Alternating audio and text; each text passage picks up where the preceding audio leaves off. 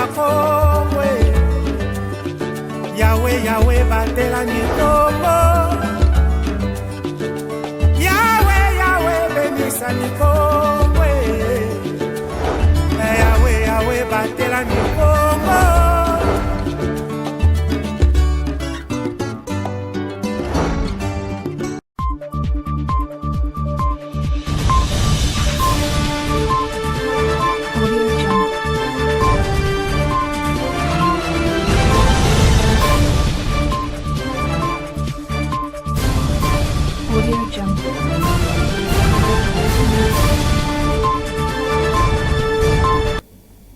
Vous informer, c'est notre devoir, messieurs et dames. Bienvenue dans cette édition du journal sur ma bannière télévision. Ouvrons cette session d'information en province. La population se souvient encore de l'élection du docteur Guy Bandundu Ngidi et Grace Bilolo, respectivement gouverneur et vice-gouverneur des provinces, le 9 mai 2022 à l'Assemblée provinciale du Congo central. Plus de détails avec Roger Missamou. Suivez. Voici une année, jour pour jour, depuis que Guy Bandundu Ngidi a été élu à l'Assemblée provinciale du Congo central au deuxième tour de l'élection de gouverneur et vice-gouverneur par une écrasante majorité face à la sénatrice Nefertiti Ngoudianza le 9 mai 2022. Le 27 juin de la même année, le gouvernement provincial, composé de 10 ministres et 10 commissaires généraux, est investi sur base d'un programme de 5 axes résumé en 13 piliers. Par conséquent, toute l'équipe gouvernementale est investie. Les coordonnateurs de la société civile congolaise, Simon Siloulou Mayamuna, juge ce bilan à mi-parcours favorable sur base de certaines actions, dont l'équirage de la rivière Kalamou à Boma, construction des écoles techniques dans les 10 territoires, la poursuite des travaux stade Lumumba, construction du marché site, l'institution de la bourse d'études provinciale et bien d'autres. Nous sommes dans une période où la gratuité a été déclarée. Ici en province, le gouverneur Guy Bandundu Ngidi, depuis août, qu'il a commencé, en entendant que le gouvernement prenne en charge ses enseignants, il lui donne 30 000 francs qui équivalaient à l'époque à $15 à chaque enseignant du primaire, enseignant du maternel et tous les inspecteurs qui œuvrent à l'école primaire et certains gestionnaires. Et il est l'unique de l'avoir fait. 30 000 multiplié par 23 000 enseignants ou inspecteurs. 23 000. Vous serez dans les 600 millions quelque par mois qu'il dépense. Pour Maître Léonard Nsenga, cadre du parti Alliance pour les changements de Jean-Marc Kabonda Kabonde, ce bilan à mi-parcours de Guy Bandundu est complètement nul. Je suis au grand regret de vous dire que le bilan de Guy Bandundu, docteur, est largement négatif et que c'est une grosse erreur que nous avons commise de pouvoir, voire même chasser son prédécesseur pour le remplacer. Ce monsieur ici a fait piètre figure, dit qu'il dit choussou, 0 sur 0 est égal à 0. Donc Guy Bandundu, c'est un monsieur qui est venu nous distraire. En réalité, ce n'est pas lui qu'il fallait. Joli coup de filet de la police nationale congolaise dans la cité de Kinza-Omvoueti. 3 présumés inciviques ont été arrêtés pour profanation des tombes et vol des ossements. Un reportage de notre correspondant Timothée Mouela. Suivez. Ces 3 hommes sont issus d'une même famille dont les pères et ses 2 enfants. Ils ont été arrêtés dans la nuit du samedi 6 au dimanche 7 mai dernier à Kisengo, une localité située dans la périphérie de la cité de Kinza-Omvoueti, à la suite d'un avis de recherche déposé à la justice par le Zolombunga dans le but de retrouver les personnes qui avaient au mois d'avril dernier profané la tombe et emporté vers une destination inconnue les ossements de son défunt père Mbonga Mbongo Étienne, décédé et enterré au cimetière de Kibuku depuis 2021. Vers 23h, nous avons quand même inquiété les inciviques et quand même nous avons mis la main entre ces inciviques, 3 personnes. Au cours de leur première instruction devant un officier de police judiciaire, ces 3 accusés ont néanmoins reconnu leur forfait avant d'affirmer qu'ils ont été induits en erreur par un féticheur très habitué dans ce genre d'activités insolites. Déjà, on va libérer ça déjà, dans le bagage qui a ça la ngopéa on va les bailler déjà ça la na éviter ya ça la. Non seulement que l'arrestation de ces hommes réjouit la famille de feu Mbonga Etienne, elle demande aussi que ces ossements soient réinhumés en toute dignité, réclame Luzolo Mbonga. Depuis le 27 du mois passé, que le tombeau de mon père a été profané par des inciviques. Comment? N'est-ce pas la pouille? Non, c'est des inciviques. Je me suis rendu sur le terrain, c'était le 1er août. Confirmé pour si c'est vrai, cela était vrai. Et j'ai confirmé que la tombe a été profanée. Je n'ai pas hâté les pas, je me suis dit, je dois voir la police et le parquet. Je suis venu à la police, j'ai informé, ils sont allés faire le constat et c'est là m'ont orienté au parquet. J'ai vu le chef du parquet, ils m'ont entendu sur PV. J'ai mis en procès les lits du village et les messieurs qui avaient érigé les champs tout autour du tombeau de mon père. Et la nuit d'hier, quelqu'un m'appelle que non, j'ai suivi quelqu'un, il a des os. Timothée Mouela, depuis qu'ils ont été pour ma bannière. Quittons la province du Congo central, messieurs et dames, le chef de l'État Félix Antoine Tshisekedi Tshilombo séjourne depuis ce mardi 9 mai 2023 à Gaborone, capitale du Botswana, pour une visite d'État de 3 jours. Plusieurs sujets au centre de ces périples. Les détails avec Roger Missamou. C'est une visite d'État de 3 jours qui l'amène au Botswana. Le président congolais Félix Antoine Tshisekedi Tshilombo a atterri à l'aéroport de Gaborone ce mardi 9 mai 2023. Il a été accueilli à sa descente de l'appareil par son homologue botswanais. Après l'aéroport, direction palais présidentiel de Gaborone où les 2 chefs d'État ont eu un tête-à-tête. Lesquels échanges ont été élargis aux officiels et experts de 2 républiques.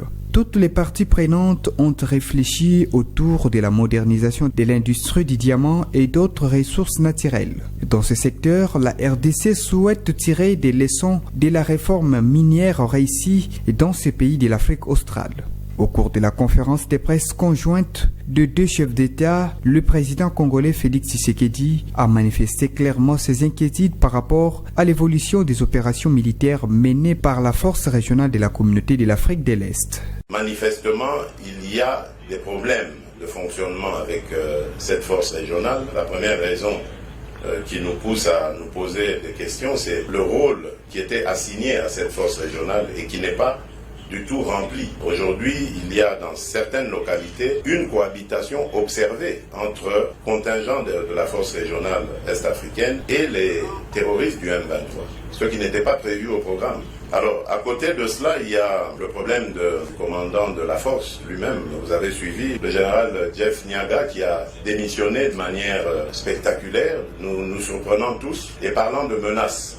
Des menaces auxquelles il ne nous a jamais fait part. Pourquoi il ne nous a pas fait part de ces menaces, lui seul le sait. Et lorsqu'il décide de quitter la République démocratique du Congo, le Kenya désigne directement un autre commandant de la force sans consultation, comme si cette force n'appartenait que au Kenya. Donc manifestement il y a un problème et comme le mandat s'achève au mois de juin, si à cette date-là, nous estimons que le mandat n'est pas rempli, je crois que nous allons décider de raccompagner ces contingents venus à la rescousse de la République démocratique du Congo avec honneur, les remercier pour avoir essayé d'apporter leur part. Pour parvenir à sécuriser la partie nord-est de la RDC, riche en ressources naturelles, devenue malheureusement mine du sang, les troupes de la SADC pourront prendre les relais de l'EAC afin d'appuyer les FARDC dans la lutte contre le terrorisme.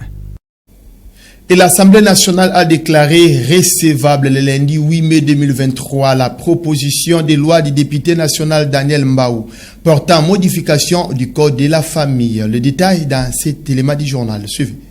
La proposition de loi du député national Daniel Mbaou portant modification du code de la famille a été déclarée recevable à l'Assemblée nationale ce lundi 8 mai 2023. Cette proposition de loi touche la polygamie, le fiançailles et la dot qui selon lui doit être fixée à $500 au taux de 2000 francs congolais, des dollars américains et tant d'autres. Ainsi, il est prévu une possibilité de déroger. Ces $500 ne sont pas fixes. Ces $500 sont discutables. De $1 à 500. Moi, par exemple, ma mère, on l'a épousée avec $50. Cela n'a pas empêché à ma mère d'avoir 10 beaux enfants et de créer une famille nombreuse et dans laquelle il y a même un jeune député national, humblement que je suis, et serviteur de Dieu et pasteur. La proposition de loi ici a pour vocation à placer tous les Congolais sous le pied d'égalité. Cette proposition de loi a suscité la réaction de plusieurs personnes à Matadi, chef-lieu du Congo central. En fait, si on demande la dot, ce n'est pas pour vendre la fille, mais c'est pour que la fille puisse se marier. Même pas par rapport à notre code de famille, mais bibliquement, la fille doit se marier, l'homme aussi doit se marier. Mais maintenant, par rapport au montant, c'est là où ça pose problème.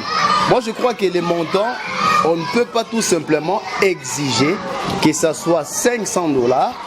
On doit essayer de réfléchir qu'il y ait un montant qui n'est pas aussi exorbitant. Je soutiens la loi d'une part, mais d'autre part, je ne soutiens pas. Ça dépend des cultures, mais chaque famille a sa façon de voir comment parler de cette dot, comment ils ont éduqué leurs enfants et qu'est-ce qu'ils veulent de leurs enfants. C'est vrai qu'aujourd'hui, la dot est un peu exagérée. On se dit, je vends mon enfant ou je marie mon enfant. Alors, déterminer un montant, c'est un peu trop fort parce qu'aujourd'hui, on exagère. On tient compte de ce qu'on a dans la famille, on a besoin de quoi et on demande ça comme dot. Mais si c'est question des coutumes, limitons-nous aux coutumes. Pensez à ce qui est vraiment coutume et restons là-dedans au lieu d'aller au-delà de ce qui doit être demandé. Après sa recevabilité, ce texte a été envoyé à la Commission sociale et culturelle pour un examen approfondi avant son examen et son adoption en plénière. Rendons-nous dans la partie est de la République démocratique du Congo où, une semaine après la pluie diluvienne qui a emporté des centaines de nos compatriotes, la vie s'organise difficilement pour les survivants. Les Croix-Rouges, quant à eux, continuent la recherche des victimes. Suivez cet élément de nos confrères de France 24. Au milieu des zones sinistrées, des membres du gouvernement de Kinshasa venus rendre hommage aux victimes. Dans leur bagage, ils ont apporté des vivres et des cercueils. Mais près d'une semaine après les inondations, l'aide est un peu tardive selon les habitants des villages ravagés, où des centaines de personnes sont mortes. Ces cercueils sont arrivés en retard. Nous aurions aimé qu'ils arrivent à temps, c'était important parce que nous avons déjà enterré des gens comme des porcs, en mettant 3, 5, 10, 40 personnes dans le même trou. Selon les autorités, plus de 5000 personnes sont portées disparues, des centaines de familles meurtries, dont certaines ont reçu de l'argent liquide, apporté par les représentants du gouvernement. Je suis heureux de recevoir cette aide du gouvernement car cela a été difficile. Je dis merci. Cet argent m'aidera à trouver un autre terrain et à protéger mes enfants. Sur place, la survie s'organise pendant que les secouristes tentent toujours de retrouver des survivants et de déterrer les corps ensevelis. Mais difficile d'être efficace sans équipement.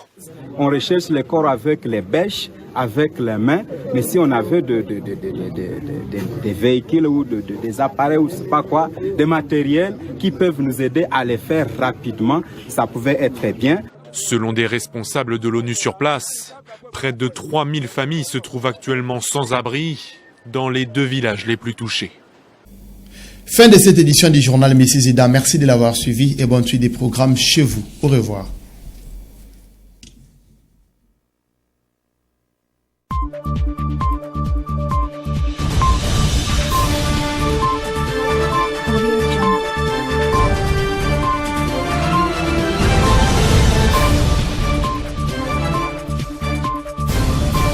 Audio Jungle.